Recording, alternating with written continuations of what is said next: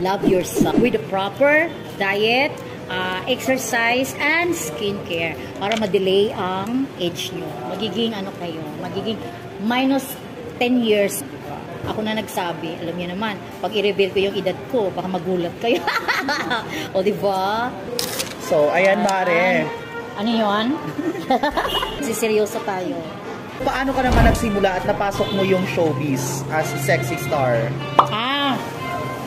2004, nag-apply ako ng Japan. Punta sana ako ng Japan kasi may kaibigan ako dito na talent manager. And then, sabi niya, ba't hindi mo subukan mag-artista?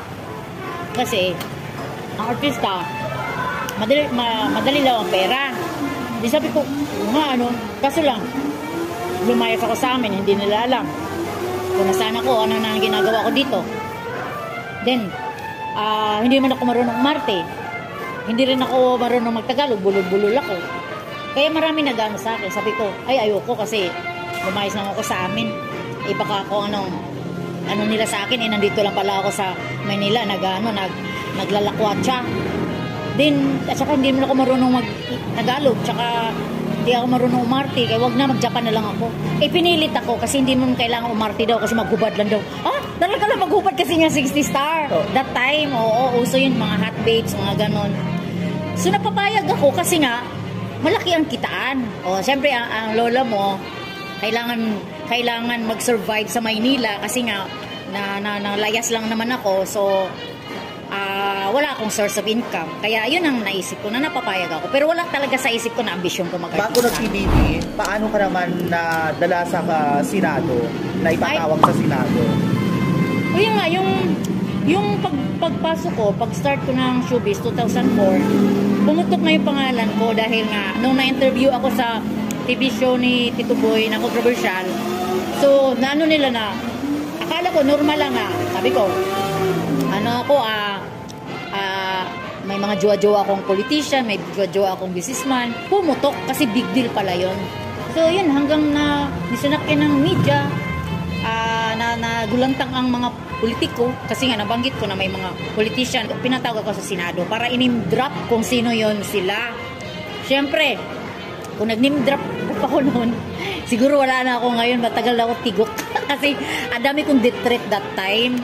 Oo. Paano ka naman na ipasok sa Pinoy Big Brother? 2006 naman yun. Thank you. Ang manager ko noon, si Tito Boy na. Di naman talagang officially. Parang tinutulong-tulungan na ako ni Tito Boy dahil sa kanya ako sumikat dahil nga sa talk show niya na controversial, doon ako na lumaki ang pangalan ko. So, siya na rin nag-manage sa akin sa showbiz. Hanggang sabi ko, Tito Boy, gusto ko pumasok ng PBB. Sabi niya, sigurado ka? Wala naman cellphone doon. Sabi ko, yun na pala problema dito, may cellphone lang, kaya ko yun, ganun. Kasi ang dalawa kasi rason nun, gusto kong iwasan yung ex-boyfriend ko kasi lagi kaming away-bati, ayoko na. Tapos yung hapon naman na asawahin ako, hindi ako makapag-decide, total reality show naman yan, magpakatotoo ako na hindi ako masamang tao kasi na-judge kasi ako ng tao noon dahil iskot. Yun naman yun, napasok ako, 2006 yun. And after Pinoy Big Brother, ayan, nanalo ka nga, talagang napakaraming offers sa iyo at nagiging sikat na sikat ka after ng PBB. So paano mo yung na-handle? Hindi ko na-handle eh. Hindi ko na-handle kasi parang na-overwhelm ako sa nangyari dahil ang layo eh. Yung parang nobody tapos nagiging somebody ka. So parang nabigla ako na ito pala ang buhay na marami kang nirerespeto ka, ang daming gusto makipagkaibigan sa iyo, samantalang noon na wala ka pa, nobody ka pa, deadma ka, parang hindi ka nag-exist sa mundo, parang gano'n. So, na-overwhelm ako, hindi ko na-handle yung career ko, hindi ko na-handle yung pera ko. So, yung career ko naman, medyo napabayaan ko dahil nga mas priority ko yung lakwatsa, yung sa sobra kong freedom na, uy, ang sarap ng buhay, hindi ka ginadjust sa tao, marami nagmamasay, ang daming lalaki, mga ganon. So, doon ako na, so yung hanggang na puro jowa na, tapos yung career ko, medyo hindi ko na prioritize dahil ang priority ko is happiness. Oo, masaya ako dito, okay na ako dito, parang ganon. sa lahat ng mga projects mo na nagawa, TV, movie, sitcom, ano yung pinaka paborito mong pelikulang nagawa na ikaw yung bida? Ay, favorite ko syempre yung unang-unang lead role ko na Binibining Kay. Kasi may love team ako doon. First time na nagka-love team ako. Akala ko nga tuloy-tuloy na yun eh. Ay, pinaka-crush ko. That time, crush ko yan si Troy Montero. Si Troy Montero yung kapanahunan niya, sobrang sikat. Tapos first movie ko na lead role. Tapos crush mo pa yung leading man mo. Kaya ayun, kinikip ko talaga siya yung copy ko. Parang sobrang pinagmamalaki ko siya. Kaya mahalaga sa akin. Maliban doon, ano pa yung mga na-experience mong mga projects na hindi mo inaasahan? Marami. Ang hindi ko inaasahan yung makakasama ko yung malalaki artista. Like John Lloyd, Bea Alonso, Ann Curtis. Nakasama ko na sila sa, ayun, yung mga malalaki artista. Dolphy, si Eddie Garcia, yung Reyna, na comedy. Eddie Garcia yung nakasama ko doon. Si Gloria Romero, nakasama ko na rin yun. Joy Marquez. Oh my God, si Aga Mulak. Yung pinaka sobrang crush ko. Na nababaliw ako nung nag-eksena kami na siguro ilang take na yun, nasa-surrender na sila. Kasi pag nakita ko yung mukha niya, makalimutan na bablanko ako. Hindi ko alam yung lines ko, kaya tinulungan na lang niya ako. Tapos yung pinakamahalaga sa akin is yung alog-alog. Kasi first TV sitcom ko yun na lead role ako nun. Kami naman yun, marami naman kami dun. Pero ako yung kasi kami, paglabas namin yun sa PBB. John Prats, Zanjo, Pokwang, yun, dun sumikat si Pokwang. And then si Kim at saka si Gerald, yun ang unang-una nilang project. Kaya memorable lahat sa akin. So after mo ng sumikat ka nga, ayan, may mga teleserye and movies, naalala mo pa rin ba yung mga nakaraan mo, yung mga problems nakaraan. Oo. During na andun ka na masaya ka na lahat, andito ka na, nirespeto ka na, sikat ka na. Hindi ko na pwedeng alalahanin kasi kasi siya masakit kasi yun. Yung mga part na down ako noon. Pero hindi ko siya nakakalimutan. Ayaw ko lang siyang isipin dahil nahahatak ako sa negativity. Pero hindi ko ipagpapalit yung buhay na yun na naranasan ko. Kasi natututo ako. Lahat ng na-experience ko sa buhay, natututo ako May lesson sa akin lahat. Ano mong nakanda ngayon talagang looking young ka pa rin? Maliban sa lalaki. Ano yun?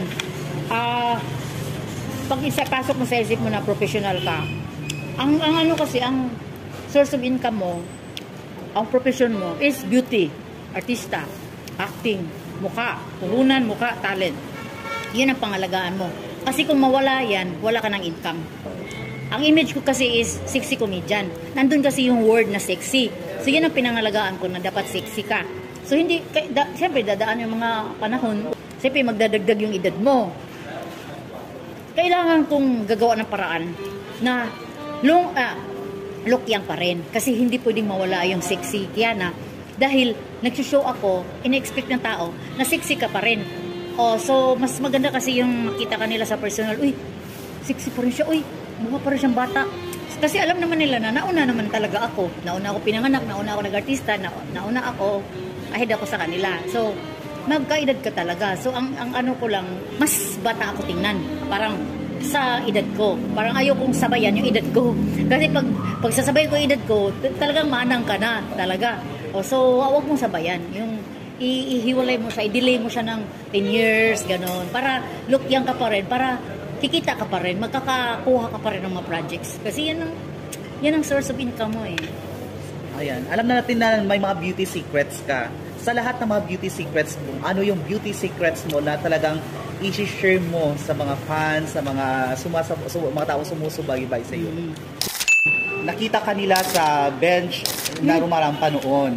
At talagang hanggang ngayon talagang nanatili yung pagka-sexy mo. Ayan, talagang ilalaban mo talaga na hanggang ngayon talagang hindi nag-iba yung body mo. So, ano bang ma-share mo sa gustong maangkin or gustong makamit yung ganyang katawan? Pag katawan na pag-uusapan, mahirap ang disiplina doon. Dahil kain yun. Control ka sa pagkain mo. Bilang isang Kiana Reeves, ano yung pinakahuling ginagawa mo bago matulog? una-una niyan, mag-shower. At para mawala yung mga alikabok galing sa labas. At skincare, apply na para overnight yan. Kung minsan may time na tatamarin ka, basta wag nilang kalimutan maghilamos. Pinaka number 1 yun, wag kalimutan maglinis ng mukha. Kasi pag hindi mo hilamusan yan, talaga magra-rashes yan kinabukasan as in ang pangit-pangit ng skin mo talaga pag nag-overnight ka na hindi mo tinatanggal yung mga makeup or alikabok sa katawan sa mukha mo. Ayun, yun ang nga sinasabi ko. Love yourself with Kiamarates KR skincare product. Diba? With the proper diet, exercise, and skincare para ma-delay ang age nyo. Magiging magiging minus 10 years. Ako na nagsabi, alam niyo naman, pag i-reveal ko yung edad ko, baka magulat kayo. O diba? Ayun. Bye. Bye.